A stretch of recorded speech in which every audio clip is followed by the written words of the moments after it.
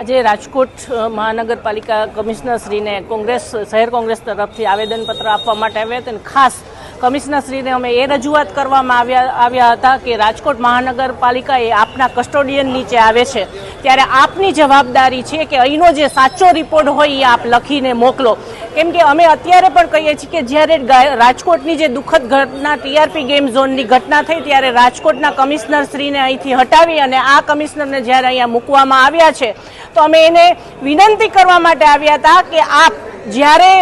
અધિકારી જે છે કે જે અહીંના સાગઠિયા જે એની પાસેથી આટલી મિલકત જ્યારે પકડાણી તો કોઈ અધિકારી છે એ એકલો આટલું કામ કરી શકે નહીં, અને આટલી બધી જ્યારે મિલકત જે સોનું છે, રોકડ છે અને સાથે સાથે જે કાગજ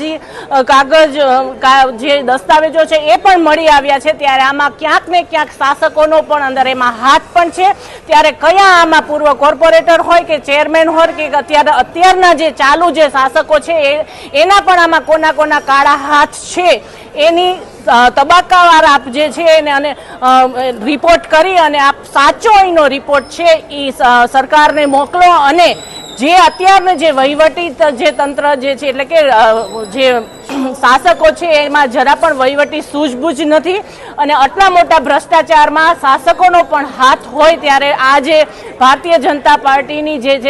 છે એને સુપરસીટ કરો એના માટે થઈ અને અમારી આજની માંગ હતી. કેમ કે તમે જોશો કે હમણાં જ તે જ્યારે મોરબીનો જે ઝૂલતા પુલની ઘટના બની ત્યારે મોરબી નગરપાલિકાને પણ ચાર્જશીટ કરવામાં આવી હતી, તો રાજકોટની મહાનગરપાલિકાને ચાર્જશીટ સીલ કેમ કરવામાં નથી આવી એ અમારી એક માંગ છે. અને સાચો રિપોર્ટ આપી અને આપ એને સાચો જે રિપોર્ટ છે એ આપો એવી અમારી મ્યુનિસિપલ કમિશનરને માંગ છે.